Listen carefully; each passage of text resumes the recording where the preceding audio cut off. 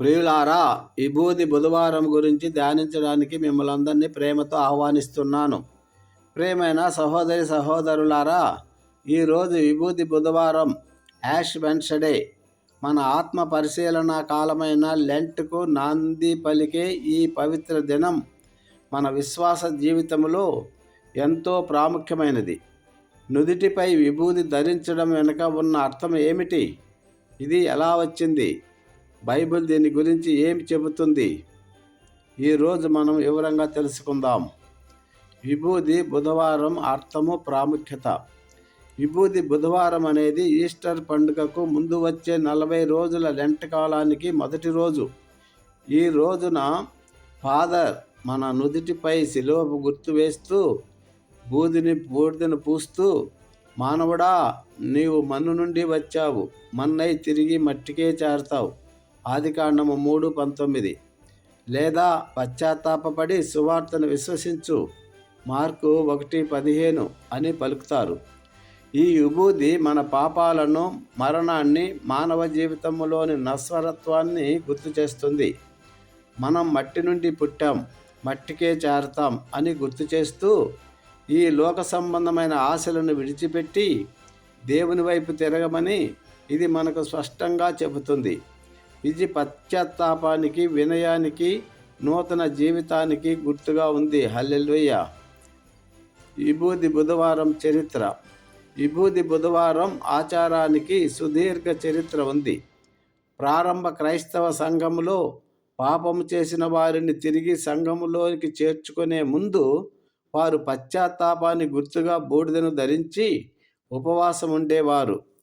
క్రీస్తు శకం 3వ శతాబ్దం నాటికి ఈ పశ్చాత్తాప ఆచారం మరింత వ్యవస్థీకృతమైంది.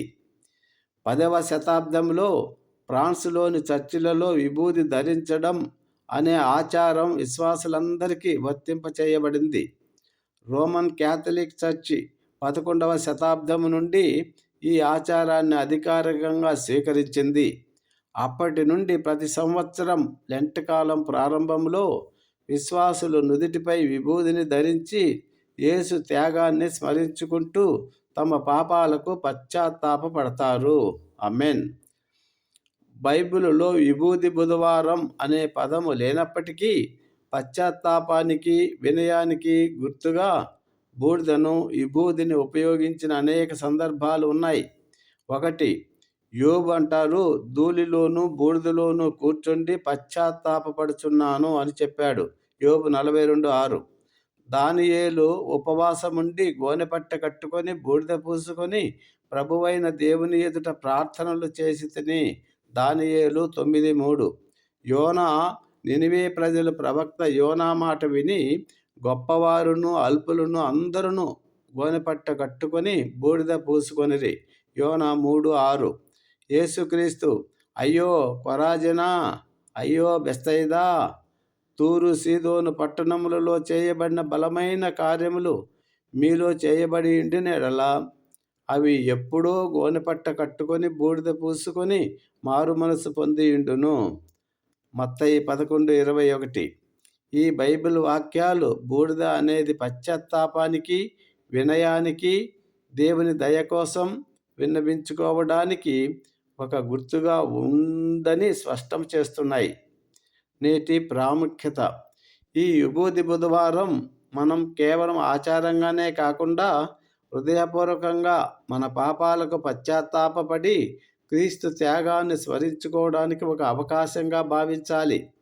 మన ఆశలు, ఆశయాలు ఈ లోకానికి కాదని నిత్య జీవనం వైపు ఉండాలని ఈ విభూది మనకు గుర్తు చేస్తుంది.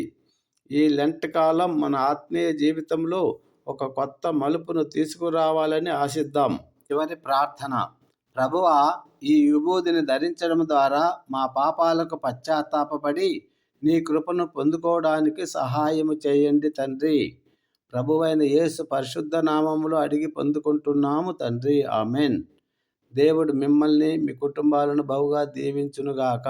Amen. Thank you Jesus. God bless you all. Have a nice day.